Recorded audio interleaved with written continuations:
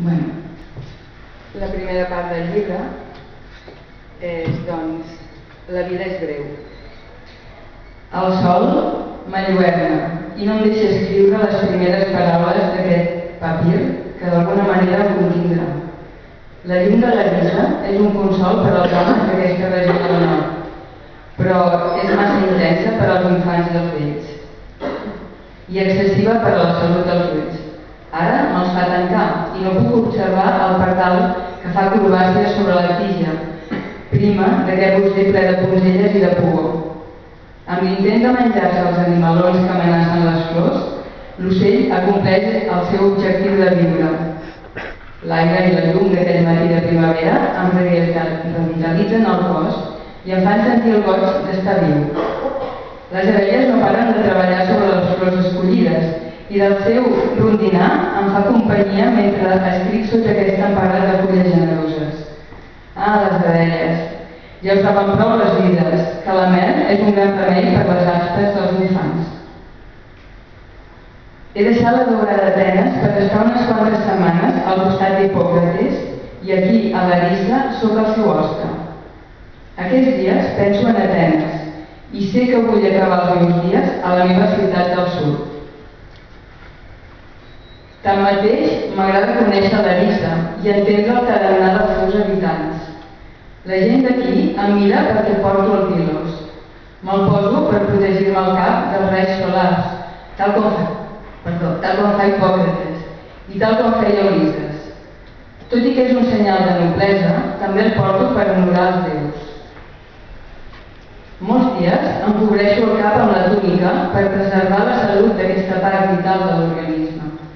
Hipòcrates sempre ha afirmat que el cervell és l'intèrpret de la consciència. Vaig conèixer Hipòcrates l'endemà d'haver arribat a l'illa de Kos per estudiar l'art mèdica. Acabava de fer 21 anys i el pare m'havia acompanyat fins a l'escola de Kos.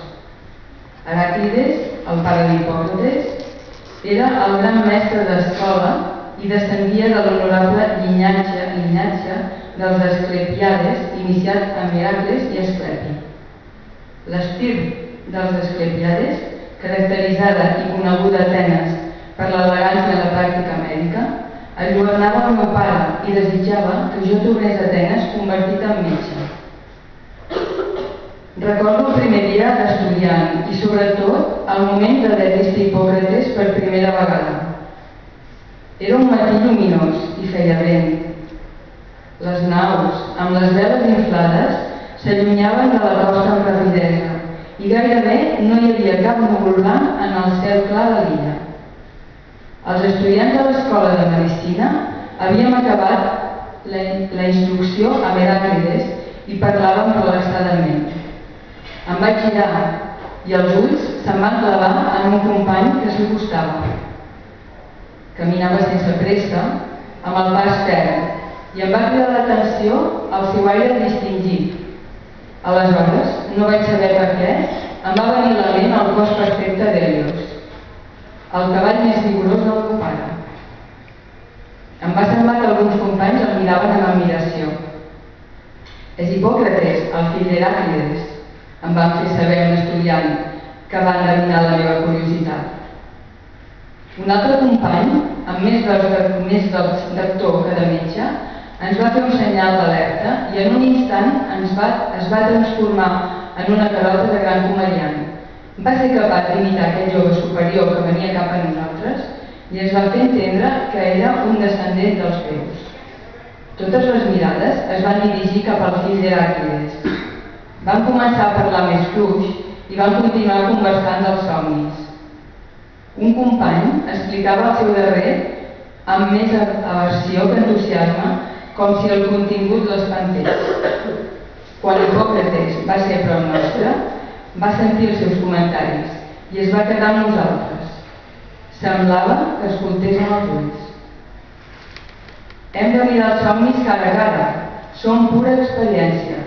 Ens parlen dels fets, de les vivències diürnes, de la nostra naturalesa i dels desitjos que viuen en nosaltres fent el seu camí, va dir al cap d'una estona. Les seves afirmacions, que haurien sonat inflades, en veu d'un altre, s'impregnaven de la seva autoritat natural. Els inexperts també es poden portar a conclusions errònies.